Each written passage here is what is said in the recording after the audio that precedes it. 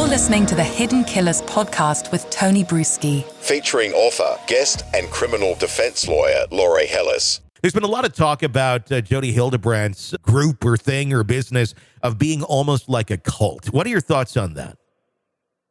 Well, I think very much it was anytime you have an organization that is formed around a central figure, and in this case, it was her, I think it is definitely bordering on a cult. She's espousing her ideas, her identity, her belief system, and talking to people about the fact that if you don't believe this way, then your children are all going to go to hell. Yeah. And, so it certainly has cult overtones, and certainly within the definition the community uses, I think definitely bordering on a cult. And, I don't really know how much Ruby Franke was complicit and how much she was a follower, but I think that Jodi Hildebrandt certainly saw that this woman had 2 million followers on YouTube, and that was a fertile ground for her to make money off of giving seminars and offering retreats and doing all those things that people were paying for. Much like the Lori Vallow Daybell case, when you look at these individuals and you got to look at the psychology of them, not necessarily even the acts that they're accused of, but more so them as people. And maybe it's different with each of them, but what are we looking at here? And what was motivating these people to go down the road that they did? Was it money? Was it control? Was it simply kind of, I think, what we think of with Lori Vallow Daybell, where there doesn't seem to be a clear reason for anything, just delusions of grandeur and following very out there religious beliefs that are very extreme, very fundamentalist, and then just going down that path because that is the right thing, which I think that's the drive on Lori Vallow's part. But what are we looking at here with Ruby Franke and Jodi Hildebrandt? Because we have evidence of, they're making some money. Ruby also got $87,000 in PPP loans for her YouTube channel, which I find interesting. I'm just like, I look at this, I'm like, you did what? That's fascinating. Yeah. I mean, I'm a small business myself with very few people, and it's like, I didn't apply for any of that stuff. I didn't think it was morally right. I'm good. Yeah. But it is showing some motivation by money, very much so. So where do you think they fall on that? Is it money, control, delusions? Where do you think they go? I think they're much more on the money, but I do think that they very firmly believe that their approach to parenting, their approach to taking the Love and Logic rubric from the 90s and translating it into something on the extreme end. And I think they do believe that is the way to appropriately parent. I think Jodi believes that. Yeah.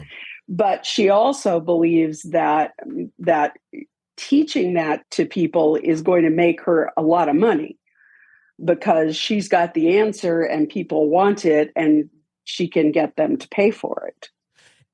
And that's just another weird part of the whole thing. If you believe your way of parenting, the stricter way that we've seen, and I'm not talking duct tape as being stricter. That's something completely different. Right. No. But if we're just talking on the surface here, your kid forgets their lunch, you're not going to bring it to them, let them learn the lesson, that sort of thinking, which if we're talking about a kindergartner is a bit much.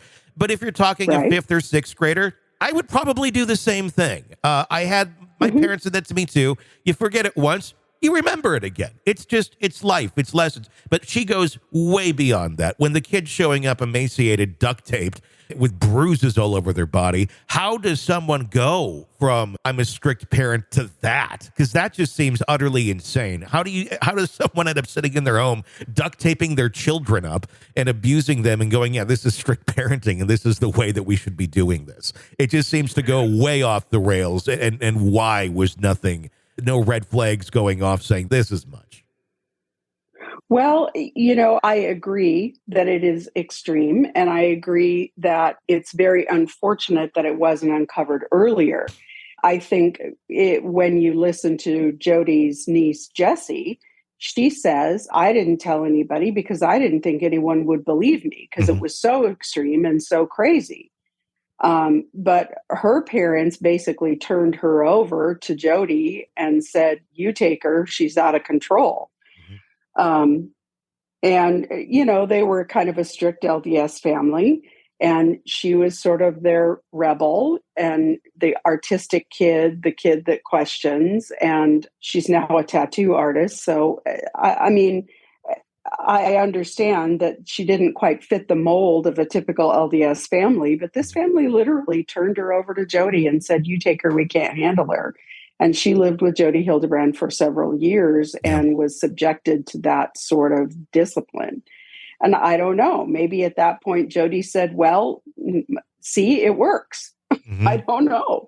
But it's very unfortunate. I think, again, it gets to the point where for Ruby Franke's children, she had cut them off from everyone. Yeah. She'd cut them off from their father. She had told their father, look, this isn't good for the kids to see you right now. We maybe at some point, but right now they need to adjust to us being separated. And he was fighting to try and see his kids. And so she was cutting everybody off, which is, whether it's domestic violence or whether it's child abuse, the first thing the abuser does is isolate their victim. Yeah, it's very par for the course for someone. With the father, I want to hear your insights on that. I know through his attorney, the statement has been made that he was not living with her at the time, that Ruby was with Jodi this summer with the kids, so he had no idea any of these things were going on.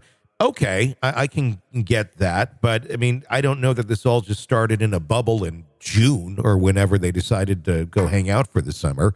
I would imagine that the behavior and the parenting style of Ruby has been going on for quite some time.